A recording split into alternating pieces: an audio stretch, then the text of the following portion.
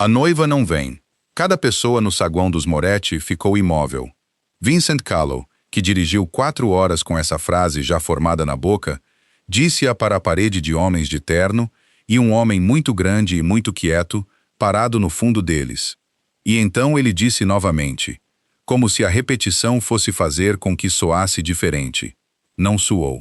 Raphael Moretti, que tinha 1,95 m e 127 quilos de quietude deliberada, não tinha sido informado de algo que ele já não soubesse há mais tempo do que qualquer um presente conseguia se lembrar, olhou para Vincent Callow por cima das cabeças de 3 de seus homens e não disse nada por 8 segundos completos. Minha filha tem obrigações. Vincent disse, a outra está aqui. A outra. O olhar de Rafe se moveu para a porta. Todos esperavam que a noite terminasse antes de ter começado. Em vez disso, Rafe disse, tragam-na. Ninguém na sala entendeu por quê. À porta, um par de saltos clicou de forma irregular no mármore. E então, algo caiu. Aquilo era um vaso. Estava na mesa da entrada há 11 anos e tinha sobrevivido a muitas coisas, e não sobreviveu a June Callow, que prendeu o salto na beira do tapete e se esticou para a mesa, e errou a mesa, e pegou o vaso em vez disso, e depois também errou. E o vaso caiu em um arco limpo, e se estilhaçou no chão, com um som que se espalhou por todo o saguão e para o corredor adjacente e possivelmente para a sala seguinte. Houve um silêncio. June ficou em pé, em meio aos destroços, com as mãos ainda estendidas na posição de quem tentou pegar algo e com os sapatos errados, o que significava que o salto que havia prendido no tapete o fez porque ela havia colocado os sapatos de Serena no carro, porque seus próprios sapatos estavam na bolsa que ela havia deixado no hotel. E os sapatos de Serena eram meio número menor. E ela sabia que isso aconteceria e havia acontecido. E ela estava em pé no saguão de um estranho em sua suposta noite de casamento com um vestido emprestado e sapatos emprestados, e aproximadamente 12 pessoas olhando para ela, e ela fez o que sempre fazia quando o universo lhe apresentava uma situação como aquela. Que era avaliá-la claramente e falar, eu pago por isso. Ela disse para a sala. Ninguém se moveu. O vaso, ela disse. Eu pago por ele ou o substituo. Suponho que tenha sido caro. Ela olhou para o homem no fundo. Ele era muito grande. Ela sabia que ele seria grande porque seu pai o havia mencionado várias vezes da maneira que as pessoas mencionam coisas que acham que podem ser impeditivas. E ela havia decidido antes de entrar no carro que não trataria isso como um impeditivo porque ela não tinha o luxo de impeditivos naquela noite. Eu sou June. Desculpe pelo seu vaso. Rafe Moretti a olhou por um momento. Ele tinha olhos escuros e um rosto que claramente havia decidido em algum momento que expressões eram opcionais e ele havia parado de se incomodar com elas. E ele usava um terno que havia sido construído especificamente para ele, em vez de aproximar o caimento de um terno feito para um homem menor. E ele a olhava com uma atenção que não era bem-vinda nem indesejada, mas era absoluta. Era um presente. Ele disse, eu não gostei. Alguém na sala fez um som que foi possivelmente o início de uma risada e depois pensou melhor. June olhou para os pedaços no chão e depois para ele. Então eu lhe fiz um favor. Você fez. Ele então se moveu, pela primeira vez, dando um passo adiante pelo espaço que se abriu automaticamente quando ele se moveu. O que era algo que ela viria a entender. Era simplesmente como as salas funcionavam ao redor dele. Ele parou a uma distância que era mais perto do que ela esperava. E mais longe do que ela temia. E ele estendeu a mão. Raphael Moretti. Ela apertou a mão dele. A mão dele era muito grande. Ela tinha mãos de tamanho médio e a proporção era notável, mas não angustiante. E ela arquivou isso em coisas que eram simplesmente verdadeiras sobre a situação. June Callow. Estou aqui em vez de Serena. Suponho que já foi informada. Fui. Também suponho que você tenha perguntas. Eu também tenho. Ele olhou para os pés dela. Você está pisando em um pedaço disso. Ela olhou para baixo. Havia um caco do vaso a aproximadamente 7,5 centímetros de seu calcanhar direito. Ela se moveu para se afastar dele e calculou mal a distância ligeiramente, e ele se estendeu e a segurou pelo cotovelo com uma mão. O que foi a primeira vez que ele a tocou além do aperto de mão. E que durou aproximadamente 2 segundos. E então ele soltou. Obrigado, ela disse. Cuidado. Ele se virou para o homem mais próximo. Mande alguém limpar isso. Em seguida, olhou para os representantes reunidos da família Callow, que eram seu pai e seu tio, e 2 dos associados de seu pai que vieram para apoio moral ou para testemunhar o desastre. Dependendo de como a noite fosse. Dê-nos a sala. Seu pai começou a dizer algo. E então pareceu pensar melhor. O que era algo que seu pai fazia com mais frequência na presença de Rafe Moretti do que em qualquer outro contexto que ela observasse. E a sala esvaziou-se com a eficiência particular de pessoas que haviam recebido uma instrução. De alguém cujas instruções eram levadas a sério. Ela ficou sozinha com ele no saguão com o vaso quebrado e seus sapatos errados e o vestido emprestado, que era o vestido de Serena, e, portanto, cortado para as proporções de Serena, e não as dela, e estava fazendo o melhor que podia, mas estava visivelmente comprometido nos ombros. E ela ficou em meio a tudo isso e olhou para ele e esperou porque havia aprendido há muito tempo que esperar era grátis e falar era caro. Ele a olhou por um momento. Você não se parece com ela. Não. Temos o mesmo pai e mães diferentes. Serena segue o lado dele. E você segue o seu. Sim. Ela lhe pareceu considerar isso como um fato e não como um problema, o que ela notou. O que você sabe sobre hoje à noite? Que havia um contrato. Que minha família deve à sua uma quantia significativa que o contrato resolve. Que Serena deveria estar aqui e não está. Ela fez uma pausa. E que você concordou em prosseguir, o que ainda estou processando. Por quê? Ela o olhou cuidadosamente. Porque a maioria das pessoas na sua posição teria mandado todos para casa. Você não. Isso sugere ou que o contrato é mais importante para você do que quem o cumpre, o que acho improvável dado o que é o contrato, ou que algo nesta situação específica é aceitável para você, o que acho curioso. Ele sustentou o olhar dela por um momento. Algo em sua expressão mudou de uma forma que ela não conseguia nomear precisamente. Você é precisa, ele disse. Sou prática. É útil. Ele se virou e caminhou em direção ao corredor. Venha, vou lhe mostrar o quarto. Ela o seguiu e conseguiu a transição do azulejo do saguão para o carpete do corredor sem incidentes, o que ela considerou um sucesso. A casa era muito grande na forma de lugares que haviam sido construídos para conter coisas que valiam a pena proteger. Ela olhou as fotografias emolduradas nas paredes enquanto passava por elas. A arte que foi selecionada, em vez de acumulada, as luminárias que eram caras sem serem ostentosas, e ela pensou em como seria mover-se por esse espaço todos os dias, e se ela ficaria melhor ou pior nisso. Este aqui. Ele parou em uma porta no segundo andar. Ele a abriu. O quarto lá dentro era grande e bem mobiliado e tinha uma janela que dava para um jardim que estava escuro, mas visível pelas luzes externas. Haverá coisas que você precisará. Se houver outras coisas, diga a quem estiver na casa e elas serão providenciadas. Ela olhou para o quarto. Ela olhou para ele. O que acontece amanhã? A papelada. E depois da papelada, ele a olhou por um longo momento. Isso depende. De quê? De uma série de coisas.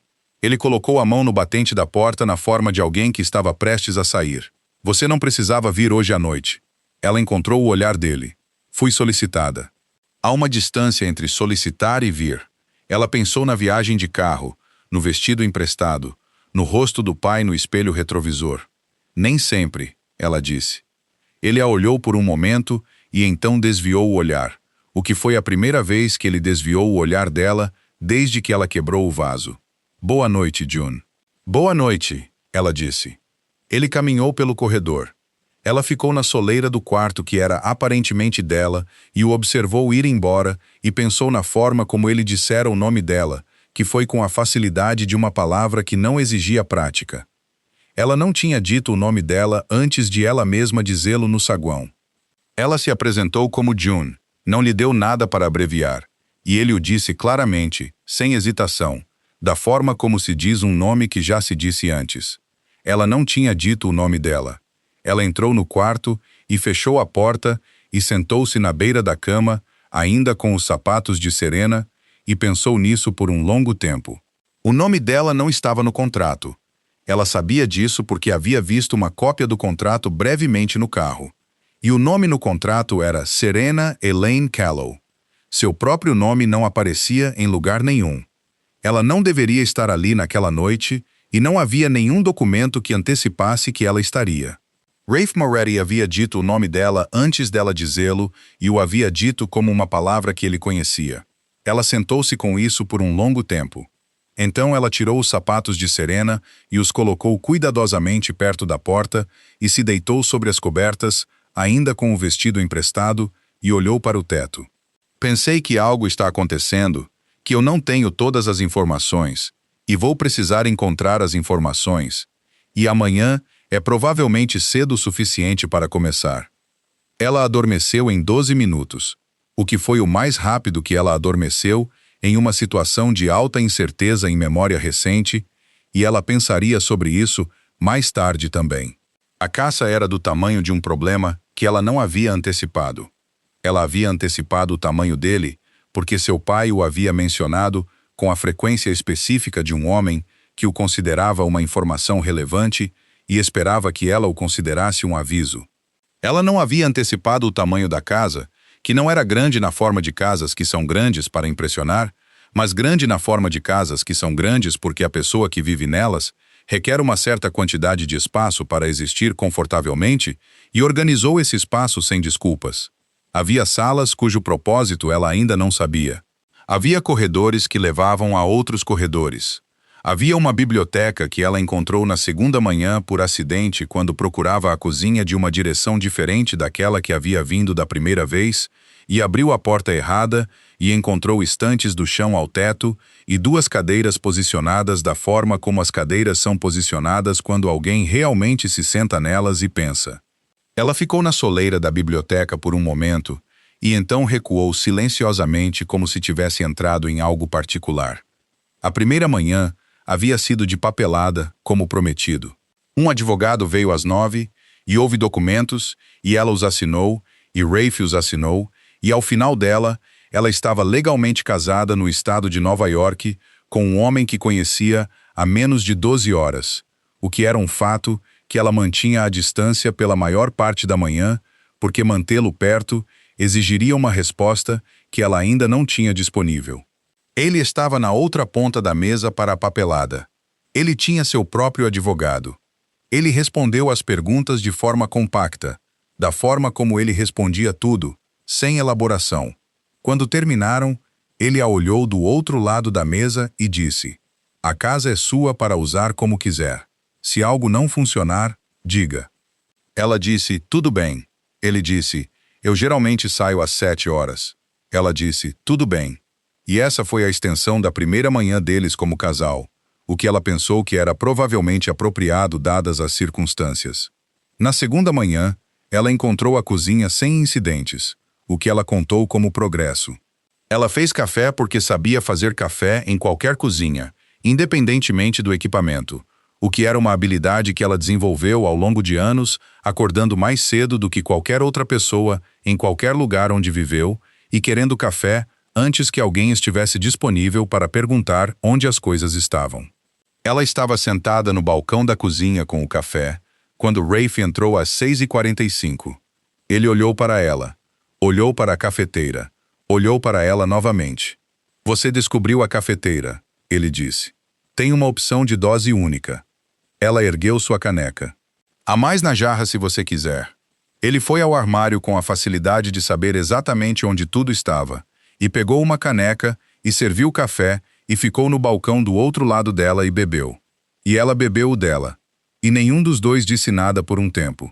O que não era desconfortável da forma como os silêncios em novas situações eram geralmente desconfortáveis, mas simplesmente quieto. Duas pessoas em uma cozinha de manhã cedo, antes que o dia fizesse exigências. "Você acordou cedo", ele disse. "Eu sempre acordo cedo." "Por quê?" Ela pensou nisso. "Não tenho certeza. Começou como hábito e agora é apenas como eu sou."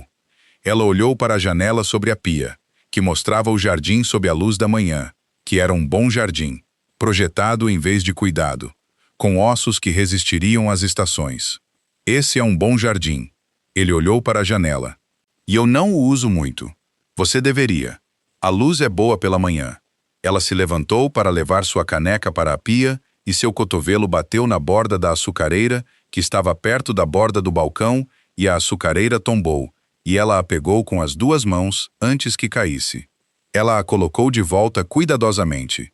Ela olhou por um momento para ter certeza de que estava estável. Ela olhou para ele. Ele a observava com uma expressão que não era diversão nem preocupação, mas algo entre as duas. Atenta e calma. Você está bem? Sim. Ela moveu a açucareira para o centro do balcão onde estava em menor perigo. Eu faço isso. A pegada e a batida. Em proporções aproximadamente iguais. Eu notei. O vaso não foi meu melhor momento. Você pegou a açucareira. Eu peguei. Ela colocou sua caneca na pia. Sou um trabalho em progresso. Ele a olhou por um momento. A maioria das coisas são. Ele disse. E então, ele levou seu café para onde quer que fosse de manhã, e ela ficou na pia da cozinha, pensando nisso por um tempo. Ela passou o segundo dia aprendendo a geografia da casa da forma metódica com que aprende a geografia de qualquer novo espaço.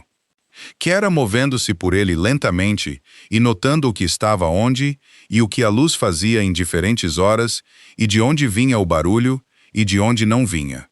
A casa tinha um silêncio particular à tarde que era diferente do silêncio da manhã e diferente do silêncio da noite. E ela sentou em 3 quartos diferentes, em diferentes pontos, para captar a qualidade de cada um. Ela derrubou um pequeno objeto decorativo no escritório e o pegou. Ela bateu em uma porta que não estava totalmente aberta no corredor superior e disse algo baixo que não teria dito em companhia. Ela encontrou a biblioteca e ficou na soleira e recuou. Ela encontrou uma varanda fechada na parte de trás da casa que não havia sido mencionada, e que estava cheia de luz da tarde e tinha um sofá que estava posicionado, com a intenção específica de alguém que entendia que a luz do sol em um determinado ângulo. Valia a pena organizar os móveis ao redor, e ela sentou lá por 1 hora, e leu o livro que havia trazido em sua bolsa e pensou sobre o fato de que alguém havia posicionado aquele sofá daquela maneira, e que alguém era quase certamente o homem que não usava o jardim. No terceiro dia, ela encontrou a pintura. Ela havia estado no escritório, que ela havia recebido permissão implícita para usar, porque Rafe havia dito que a casa era dela para usar e o escritório era parte da casa. E ela estava sentada na escrivaninha, não usando a escrivaninha para nada oficial, mas simplesmente sentada em uma sala com boa luz e pensando. E ela olhou para a parede e a viu. Não era uma pintura grande.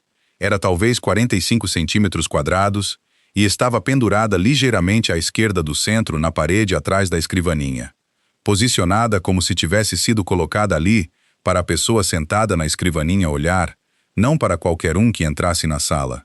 Era uma pintura de um momento específico, um canto de rua à noite, chuva no asfalto, uma barraca de comida com luz amarela e uma multidão de pessoas sem guarda-chuvas, todas aglomeradas sob o toldo do prédio adjacente, na forma como multidões se aglomeram sob toldos quando a chuva chega sem aviso. Era pintada com a precisão que vem de alguém que esteve lá, ou de alguém que foi informado por alguém que esteve lá, com precisão suficiente para que a narrativa se tornasse visual. Ela conhecia aquele canto.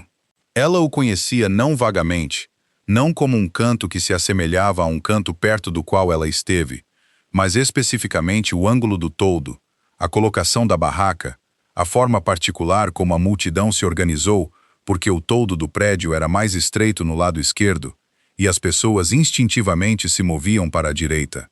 Ela o conhecia porque esteve lá em um evento de arrecadação de fundos para uma comissão de planejamento urbano 2 anos atrás, e choveu sem aviso às 22h15 da noite, e ela estava em pé, com um prato de comida da barraca, e sem para onde ir, e ela disse algo para a pessoa ao lado dela sobre a chuva, e essa pessoa riu.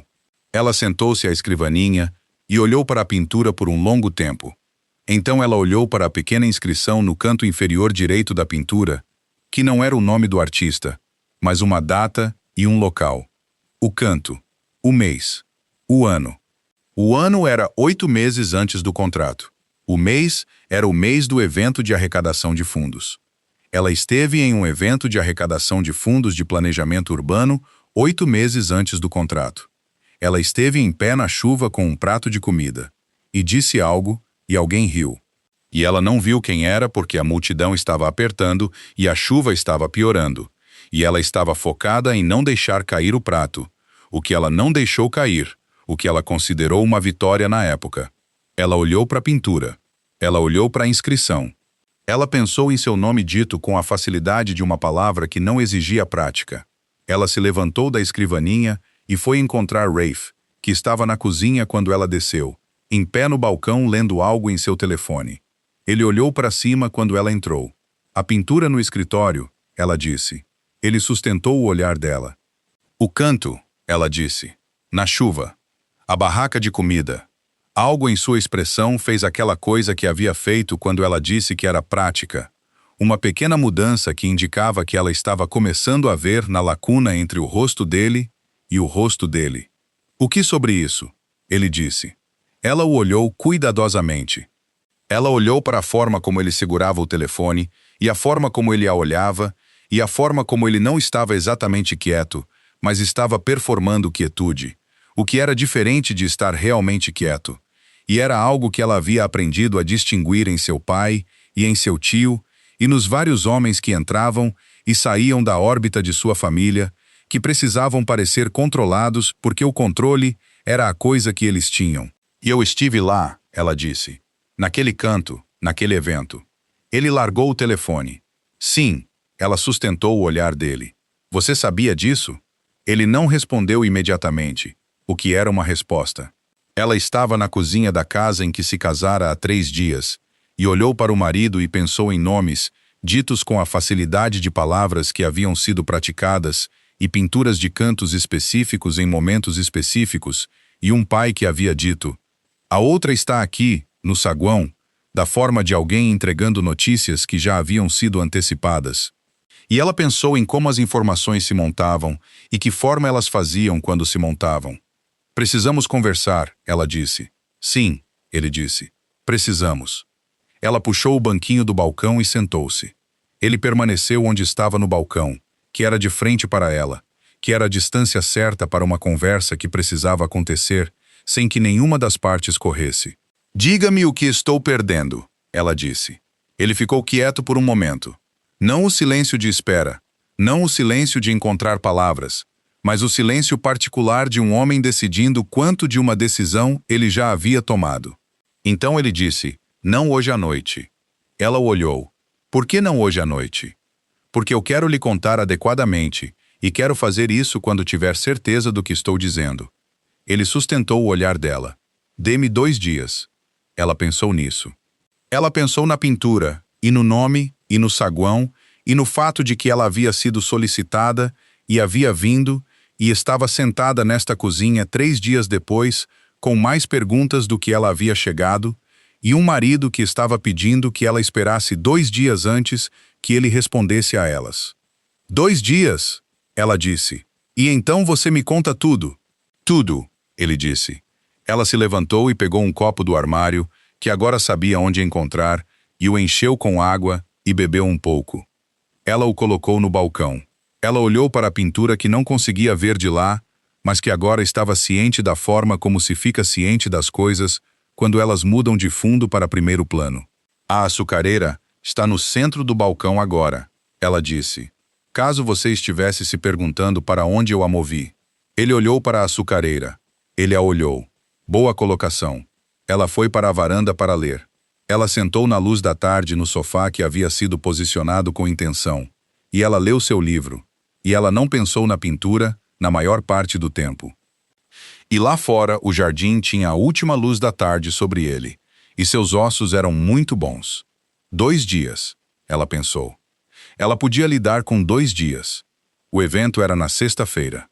Rafe lhe dissera na noite anterior que havia um jantar. Esperava-se que ela comparecesse.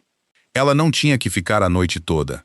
Ele dissera da forma como dizia coisas práticas, sem preâmbulo, e ela havia dito, que tipo de jantar? E ele havia dito, o tipo em que as pessoas veem com quem eu me casei. Ela o olhou do outro lado do balcão da cozinha e disse, certo. E ele disse, você não tem que ir. E ela disse, eu disse, certo. Não, não. Ela comprou um vestido nos 2 dias entre encontrar a pintura e o jantar. Comprou-o sozinha, o que mencionou a ninguém, porque não era o tipo de coisa que exigia menção. E ela comprou o tipo de vestido que compra quando precisa estar em uma sala cheia de pessoas que a olhariam e fariam avaliações, algo escuro, bem ajustado porque ela sabia encontrar roupas que serviam, com estrutura suficiente para se sustentar independentemente do que a noite exigisse dela. Ela estava se vestindo em salas onde as pessoas olhavam e faziam avaliações há muito tempo, e ela era muito boa nisso. O jantar foi em um restaurante que havia sido fechado ao público naquela noite. Havia 40 pessoas. Ela não conhecia ninguém pelo rosto e algumas delas pelo nome. Nomes que se moviam em um certo tipo de conversa, em um certo tipo de sala, com um certo tipo de peso. Ela cresceu adjacente a esses nomes, sem estar dentro das salas a que pertenciam, o que significava que ela sabia o que eles significavam e qual era o peso e como se portar em torno deles, o que era algo que Serena não teria sabido, e ela brevemente notou isso e deixou de lado. Rafe a apresentou a 3 pessoas nos primeiros 15 minutos. Ele era bom em apresentações na forma particular de alguém que não gostava delas, mas entendia sua função e as executava eficientemente. Nome, conexão, uma frase sobre a outra pessoa que lhe dava algo para trabalhar. Ele se manteve perto sem pairar, o que foi uma calibração que ela notou porque a maioria dos homens naquela situação pairava ou desaparecia, e ele não fez nenhum nem outro. Ela conversou com uma mulher chamada Harriet que projetava edifícios e tinha fortes opiniões sobre paredes de suporte de carga que June achou genuinamente interessante. Ela conversou com um homem chamado Cavalo que tinha a energia particular de alguém que a estava avaliando para algo específico e não estava fazendo um trabalho muito bom em disfarçar isso. Ela comeu o aperitivo sem incidentes. O incidente aconteceu durante o segundo prato. Ela estava em pé perto da janela com um copo de água, tendo se desculpado de uma conversa que havia chegado à sua conclusão natural quando ouviu 2 homens à sua esquerda e ligeiramente atrás dela, falando em um volume que foi projetado para ser ouvido pelas pessoas com quem estavam falando e não muito mais longe. Ela reconheceu a voz do homem chamado Cavalo. Não parece com o usual. Cavalo disse, para ele ou para qualquer um por aqui. O outro homem disse algo que ela não captou. Ambos. Cavalo disse, quero dizer fisicamente. Ambos. Você viu Moretti e agora isso. Ah, pausa. Só estou dizendo que é uma combinação incomum. Ela ficou na janela e olhou para o jardim lá fora, que estava iluminado para a noite e que tinha o tipo de plantio deliberado que sugeria que era cuidado por alguém que sabia o que estava fazendo. Ela segurou seu copo de água. Ela pensou no que ia fazer nos próximos 30 segundos e decidiu. Ela se virou. Ela olhou diretamente para Cavalo, que estava a 1,80 m de distância e que tinha a expressão específica de um homem que acabara de perceber que havia sido ouvido pela pessoa de quem se falava e estava recalibrando. O homem ao lado dele ficou muito quieto. Desculpe, ela disse gentilmente. Vocês estavam discutindo o jardim? Eu estava apenas olhando para ele. O espaçamento nas sebes de teixo é interessante, não é? Para uma propriedade deste tamanho. Cavalo piscou. As sebes. O teixo. Elas são cortadas para altura em vez de largura, o que faz sentido dadas as linhas de visão. Mas significa que quem as mantém tem que subir lá mais vezes do que se pensa. Ela inclinou a cabeça ligeiramente. Você cultiva jardins? Ele olhou para seu companheiro. Seu companheiro parecia estar pensando em algum outro lugar onde precisava estar. Não, Cavalo disse. Eu também não. Ela sorriu. O tipo de sorriso que era caloroso e não continha nada. Mas acho que estou aprendendo muito sobre o assunto ultimamente. Muito interessante o que se nota quando se começa a prestar atenção. Ela se virou de volta para a janela. Ela ouviu o Cavalo dizer algo baixinho ao seu companheiro. E então ambos se afastaram. E ela ficou na janela e olhou para as sebes de teixo por mais um momento e então terminou sua água. Quando ela se virou de volta para a sala, Rafe estava a 1,20 m de distância. Ela não o ouviu chegar. Ele era o tipo de grande que deveria ser audível quando se movia, mas não era. O que ela havia notado antes e notou novamente. Ele a olhava com a expressão que tinha a pequena mudança contida nela, o que ela agora conseguia identificar como a expressão que ele tinha quando estava processando algo que não esperava. As sebes. Ele disse. Eu estava olhando para elas. O espaçamento. É interessante. Ele ficou quieto por um momento. Isso foi bem feito. Ela o olhou. Eu não fiz nada. Você tirou a sala dele, ele disse, sem torná-lo o assunto. Ele olhou para onde Cavalo estivera. Teria piorado se você lhe tivesse dado algo para responder. Ela pensou sobre isso. Eu sei. É por isso que não o fiz. Ele a olhou por um longo momento. Algo em seu rosto estava fazendo a mudança novamente. Mas mais devagar desta vez. Demorando mais. Onde você aprendeu a fazer isso? Por ser a pessoa sobre quem falavam em festas por muito tempo. Ela colocou seu copo vazio na bandeja de um garçom que passava. Você aprende a geometria disso. Ele ficou quieto. Eles estavam perto o suficiente para que ela estivesse ciente do tamanho dele, na forma particular que ela sempre estava ciente disso. O que não era desconfortável, mas estava presente. Como estar perto de algo que mudava o clima ligeiramente. Ela decidiu no primeiro dia que não iria performar o conforto porque performar era exaustivo e ela tinha coisas melhores para gastar energia. Então, o que ela havia chegado era simplesmente conforto real. O que a surpreendeu, mas o que ela decidiu aceitar. Você está lidando com isso há mais tempo do que eu, ela disse. O ser notada. Ele a olhou. É diferente para você.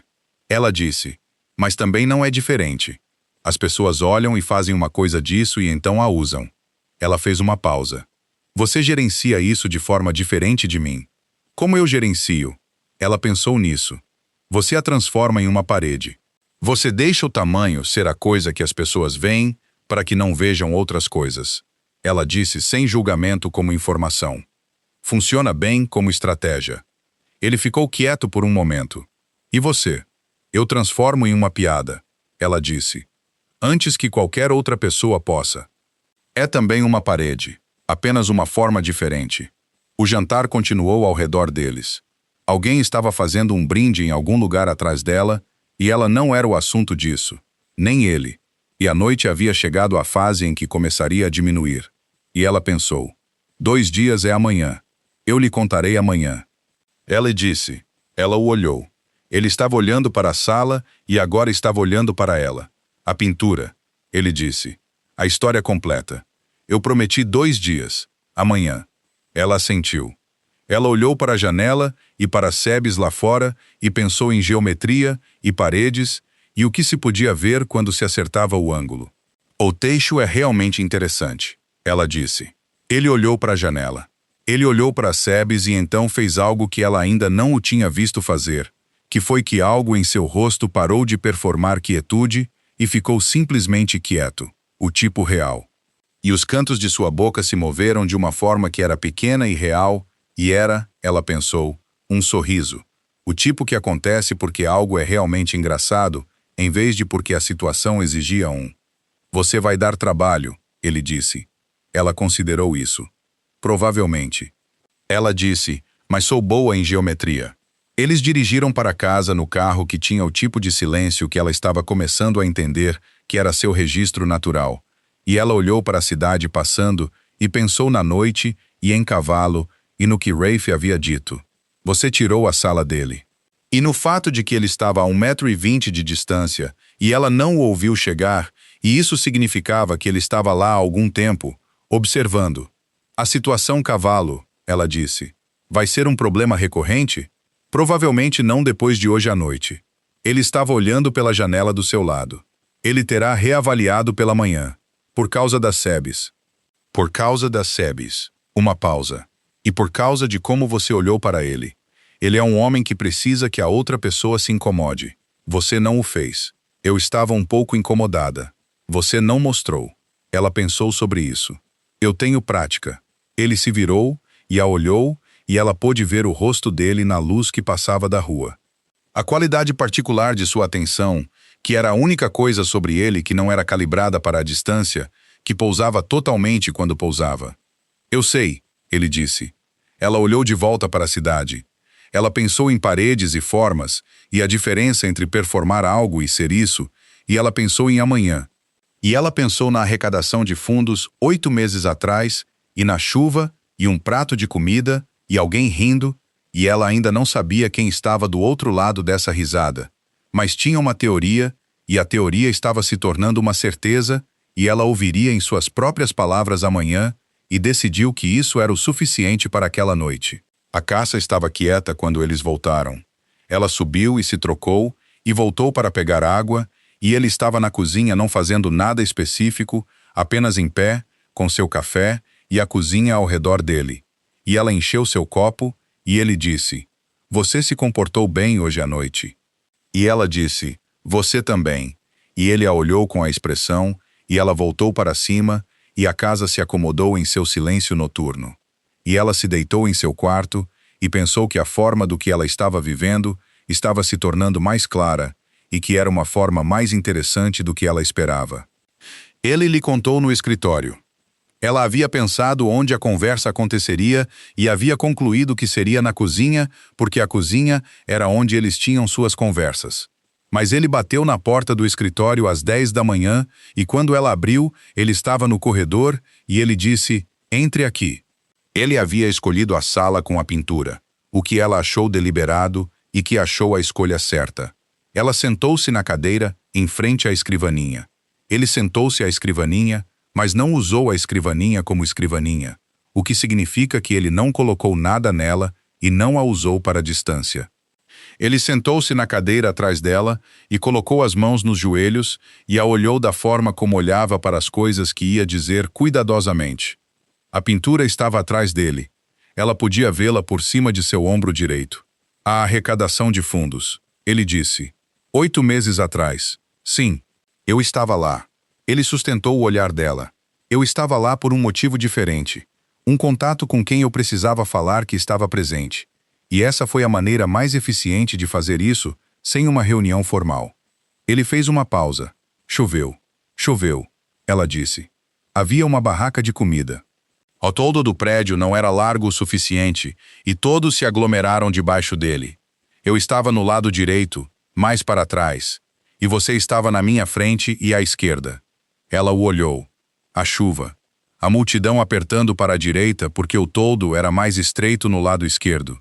Ela estava mais para a esquerda, o que significava que ela estava perto da borda estreita, o que significava que a pessoa que estava do lado direito, mais para trás, estaria perto dela, mas ligeiramente atrás. Eu estava segurando um prato, ela disse. Pastel de cogumelos, ele disse. Da barraca. Você estava tentando chegar à frente da fila há cerca de 10 minutos e tinha levado cotoveladas 2 vezes e não tinha dito nada a ninguém, até finalmente chegar lá e a pessoa que dirigia a barraca ficou sem os de cogumelos pouco antes de você e fez mais, e você esperou. E quando finalmente os pegou, você se virou e a multidão estava muito densa para se mover e estava chovendo e você estava preso e disse algo. Ela o olhou. Ela estava tentando se lembrar do momento específico e tinha partes dele. O prato, a chuva, a frustração da multidão. Mas não a pessoa ao lado dela porque ela estava focada em não deixar cair o prato. O que eu disse? Você disse, bem, eu já estive em situações piores, mas estou com dificuldade de pensar em uma agora. Ela ouviu sua própria voz nas palavras e sabia que eram dela. E você riu. Sim. Ela sentou com isso por um momento. Ela pensou em uma multidão na chuva e um prato de comida e uma frase dita para ninguém em particular. O tipo de frase que ela dizia quando pensava em voz alta e alguém atrás dela e à direita ria. E ela não viu o rosto porque estava olhando para o prato e então a chuva piorou e as pessoas se moveram e demorou 10 minutos antes que ela pudesse se mover. Você me investigou depois disso, ela disse. Não era uma pergunta. Sim, e 3 meses depois o contrato surgiu. O contrato surgiu antes, ele disse. Seu pai estava em discussões com meu pessoal há algum tempo. O contrato em sua forma original especificava Serena. Ele olhou para a escrivaninha por um momento e depois para ela. Quando descobri quem você era, não mudei o contrato. Deixei o nome como estava. Ela o olhou porque você não achou apropriado mudá-lo, porque eu não sabia se você gostaria de estar nele. Ele disse isso claramente. O contrato era uma transação que seu pai havia iniciado. Eu não ia colocar seu nome em um contrato em que você não havia concordado em estar. Ela ficou quieta por um momento, mas quando Serena não veio, quando seu pai me ligou, 3 horas antes de você chegar, e me disse que Serena não viria, e perguntou se eu aceitaria você como substituta, eu disse sim. Ele sustentou o olhar dela. Eu disse sim porque eu queria. Ela sentou na cadeira em frente à escrivaninha e olhou para o marido e pensou em tudo o que acabara de ouvir montado contra tudo o que vinha operando na semana passada, que era a suposição de que ela era uma substituta aceita porque o contrato exigia uma filha Callow e ela era a filha Callow disponível. E ela pensou no que significava que a suposição estava errada. E ela pensou se estar errada sobre isso a fazia sentir-se melhor ou pior. Ela sentiu algo que não era exatamente nem um nem outro. Você geriu toda a coisa, ela disse. Desde 8 meses atrás. Você sabia quem eu era. Você sabia sobre o contrato, você sabia sobre a substituição antes que ela acontecesse. E você nunca me disse nada sobre nada disso. Não quando cheguei aqui, não no saguão, não em 3 dias de café pela manhã. Ele a olhou fixamente. Sim, essa é uma quantidade significativa de informação para reter. Sim, ele disse. É. Por quê? Ele ficou quieto por um momento. Ela deixou o silêncio ser o que era, e não o preencheu. Ela havia aprendido, observando-o, que alguns silêncios estavam fazendo o trabalho e não deveriam ser interrompidos. E este era um desses. Porque eu não sabia como lhe dizer que o motivo pelo qual concordei com a substituição foi que eu ri de algo que você disse na chuva há 8 meses e não conseguia parar de pensar nisso. Ele disse isso sem elaboração.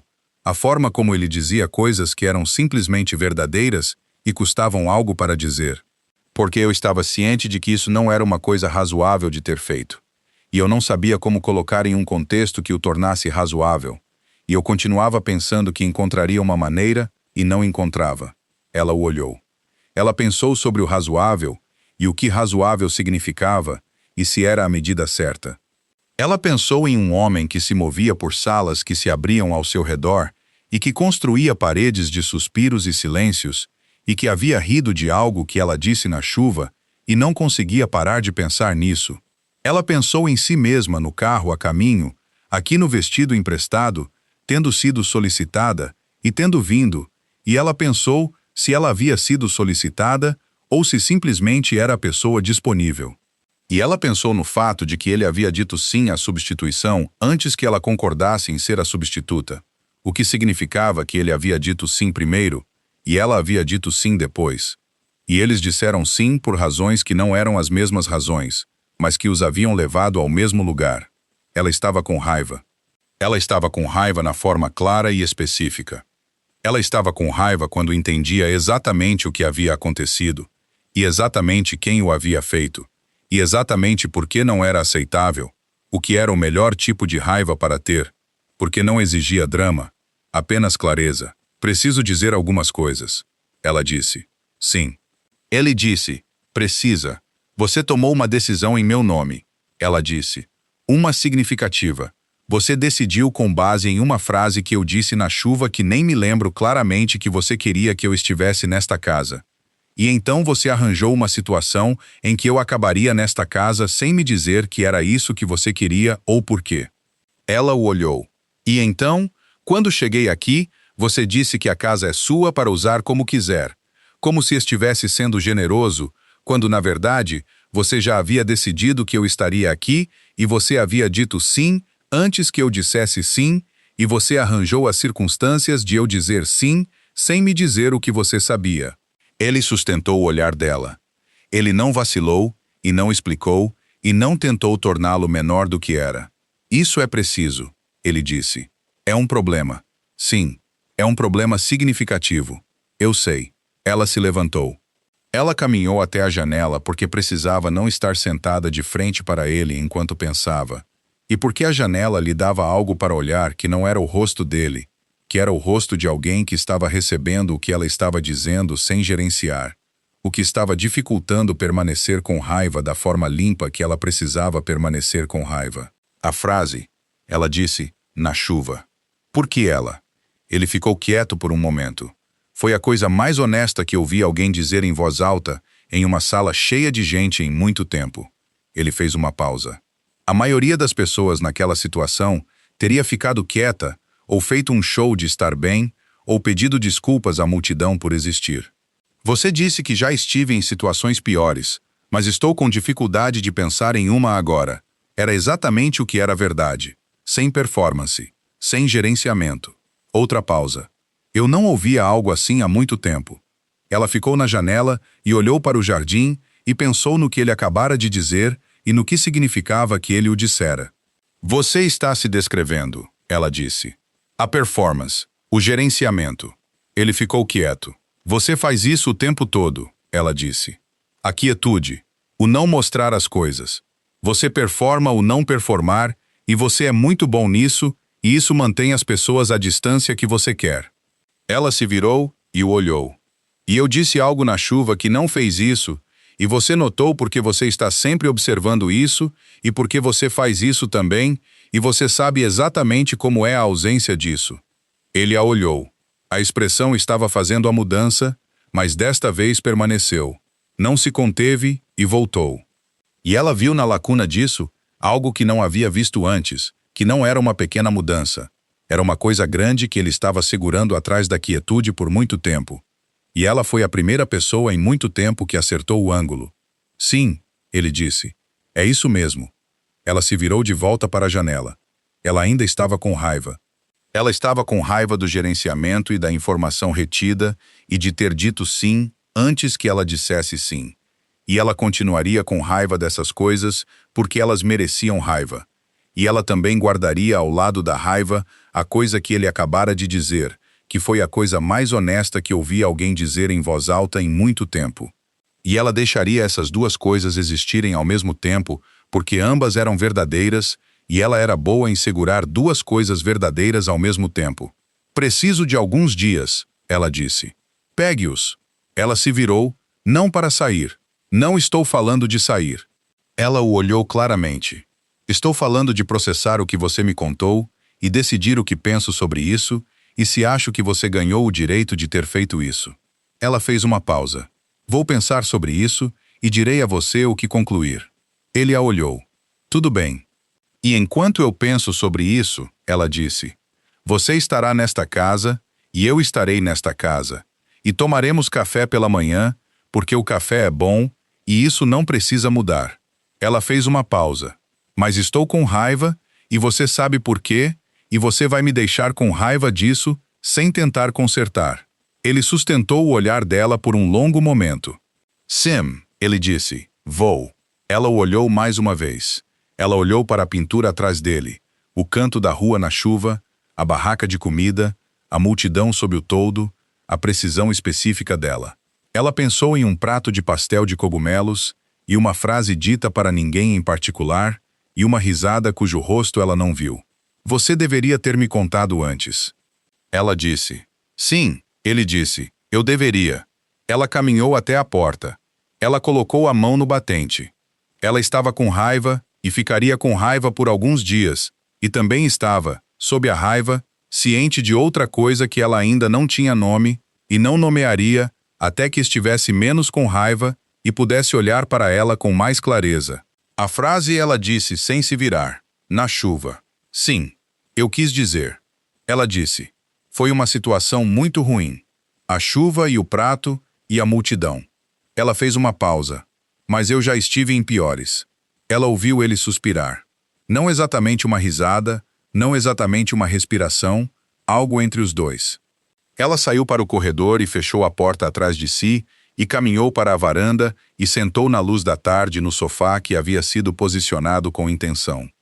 E ela estava com raiva e estava pensando, e o jardim lá fora tinha ossos bons, e ela pensou, preciso de alguns dias, e os tenho, e isso será o suficiente. Ela ficou com raiva por 2 dias e meio.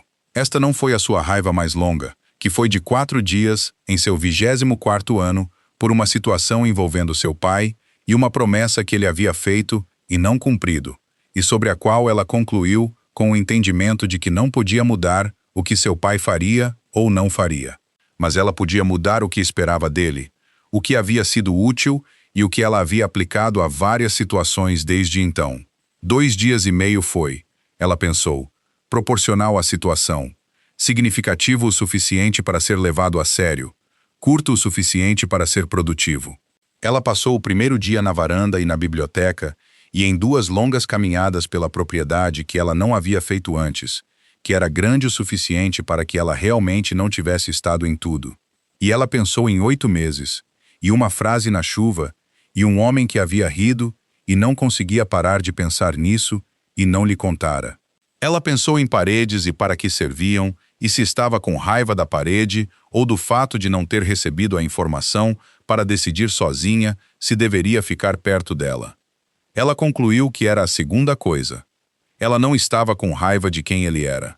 Ela estava com raiva por não ter tido a escolha de saber quem ele era antes que a situação já estivesse arranjada, o que era uma raiva diferente e mais específica. Na segunda manhã, ela desceu para a cozinha e ele estava lá, e eles tomaram café, e nenhum dos dois abordou isso, o que estava certo. Ela derrubou a açucareira do balcão completamente na segunda manhã, o que ela nunca tinha feito antes. Apenas a tombou, e ela caiu da beirada e ele a pegou com uma mão antes que atingisse o chão e a colocou de volta no balcão sem comentário. E ela disse, obrigado. E ele disse, sim.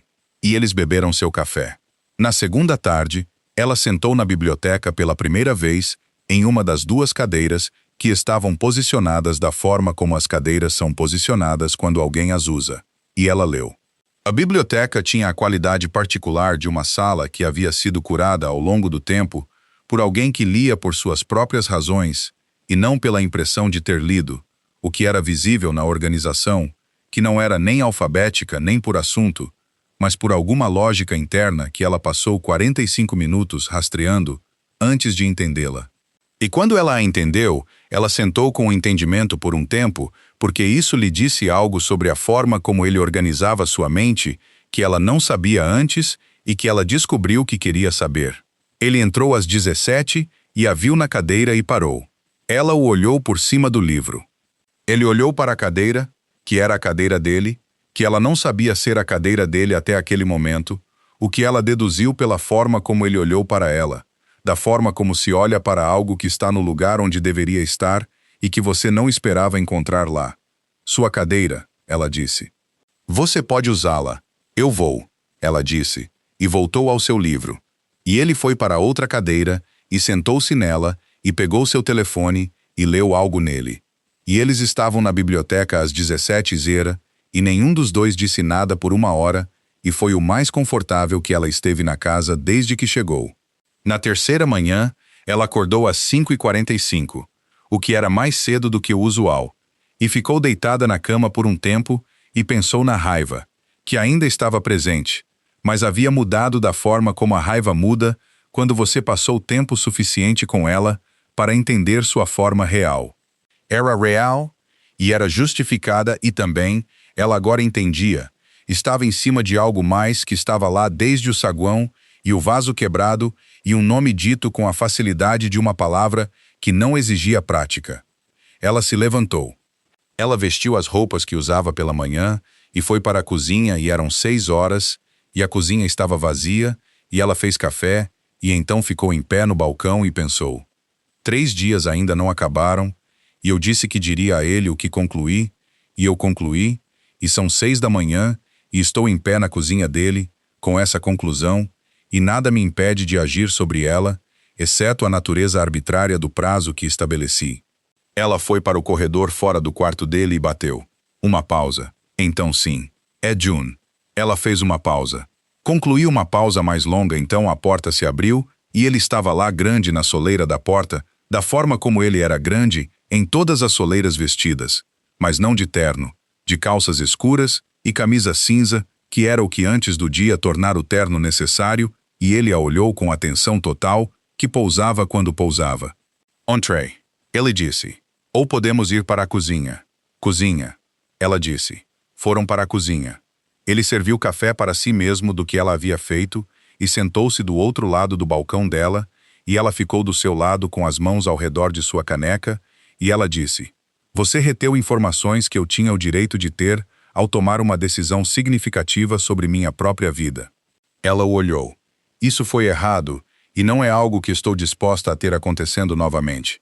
"Entendido. Quero dizer isso especificamente." Ela disse.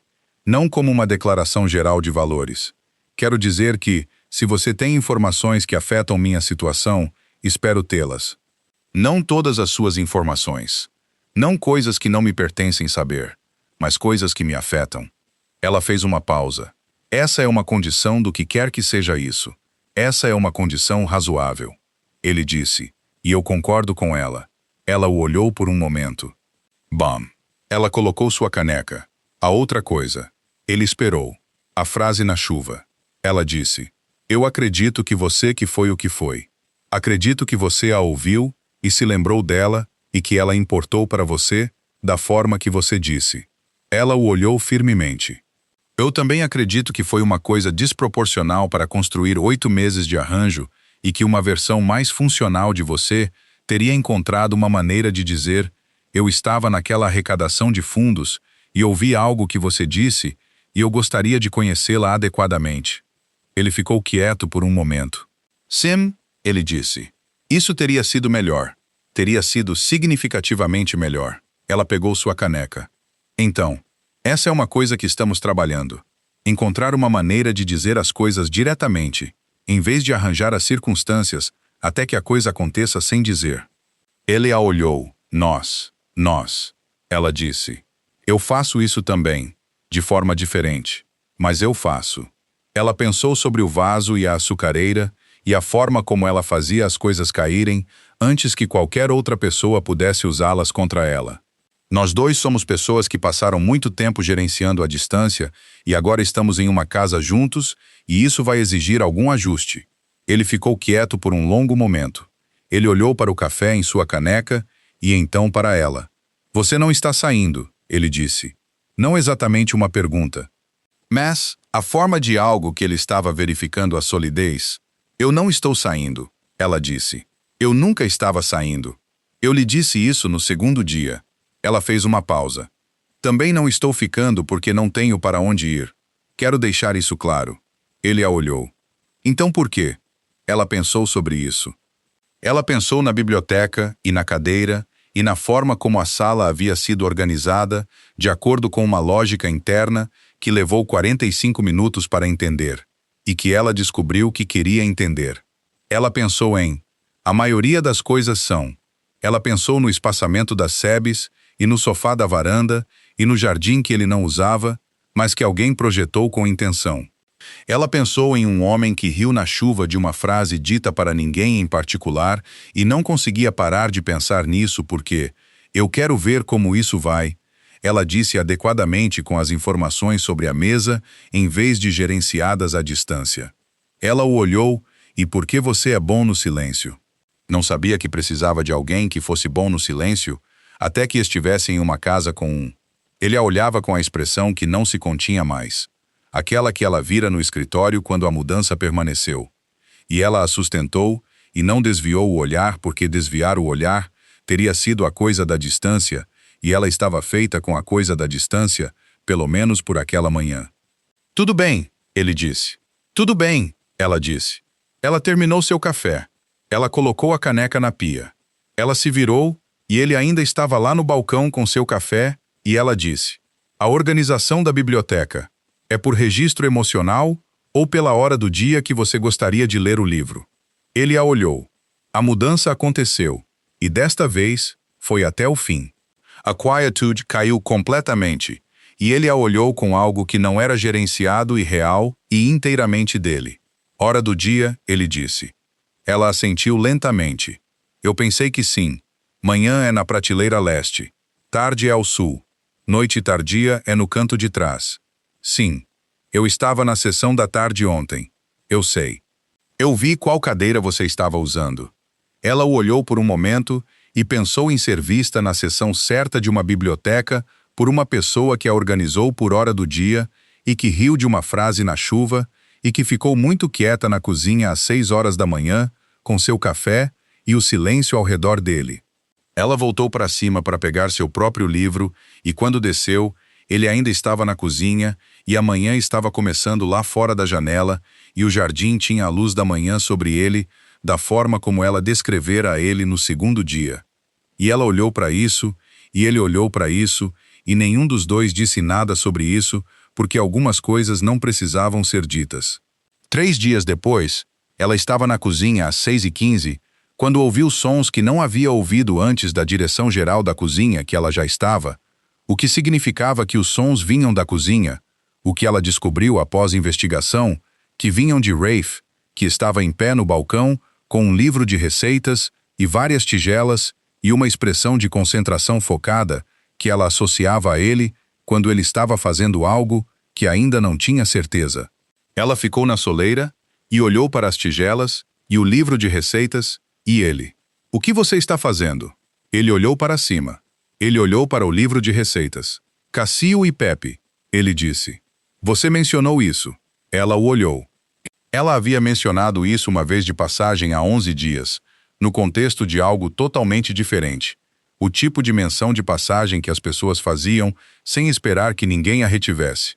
Quando eu mencionei isso? Na terceira noite. Você disse que era a única coisa que valia a pena comer quando o tempo esfriava. Ele olhou para o livro de receitas novamente. Tenho trabalhado na técnica. Ela olhou para as tigelas e a massa e a expressão específica em seu rosto, que não era performando nada, era simplesmente um homem tentando acertar a massa. E ela pensou em paredes e formas, e a geometria específica de como 2 pessoas que passaram muito tempo gerenciando a distância poderiam encontrar o caminho para a mesma mesa. Ela largou seu livro. A técnica está no pulso. Ela disse. Quando você adiciona o queijo, você tem que manter a água em movimento. Ele a olhou. Mostre-me. Ela veio para o balcão e ficou ao lado dele, e ela lhe mostrou, e ele observou com atenção total, e ela não derrubou nada, e a massa ficou boa, e eles a comeram no balcão da cozinha no início da manhã, antes que o dia fizesse suas exigências, e lá fora o jardim estava na luz que ela descrevera a ele no segundo dia, e a casa era do tamanho certo, e eles estavam nela, e isso era o suficiente.